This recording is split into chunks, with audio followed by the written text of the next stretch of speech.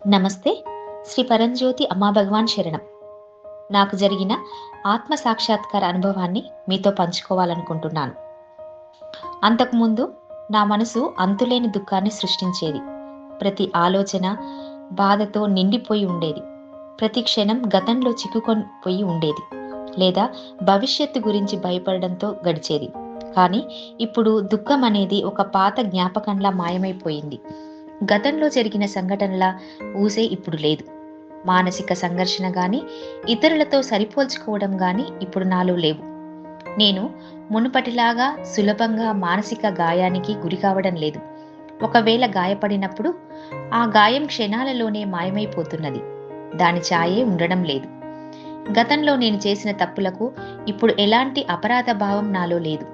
శ్రీ అమ్మా భగవానులు నా అంతరంగ సత్యాన్ని గురించిన ఎరుక కలిగించారు. ఆ అపరాధ భారాన్ని వదిలించుకోవడానికి నాకు సహాయం చేశారు. ఇప్పుడు భవిష్యత్తు గురించి భయం లేదు. నా గురించి నేను మరియు ఇతరుల గురించి తీర్పు చెప్పడం ఇప్పుడు ఆగిపోయింది. మనస్సు అనవసరమైన వాగుడుని సృష్టించడం లేదు. ఇది చాలా సమయం పాటు నిశ్శబ్దంగా ఉంటుంది.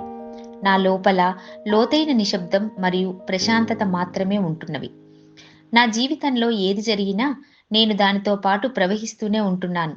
జీవితం దానికది వికసితం అవుతున్నప్పుడు దాన్ని నేను ఒక సాక్షిగా చూస్తున్నానంతే.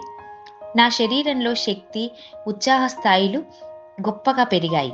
నా కాలు నొప్పి ఇంకా కొనసాగుతున్నప్పటికీ మనస్సు దానిని అనుసరించి దుఃఖాన్ని సృష్టించడం లేదు. అది ఎటువంటి వ్యాఖ్యానం చేయకుండా ఆ నొప్పిని గమనిస్తున్నది.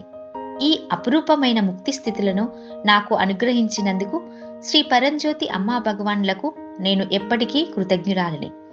కోటి కోటి ధన్యవాదములు శ్రీ పరంజ్యోతి అమ్మా భగవాన్. అనంత కోటి ప్రణామములు శ్రీ పరంజ్యోతి అమ్మా భగవాన్. దాక్షాయినిజీ, బెంగళూరు, కర్ణాటక.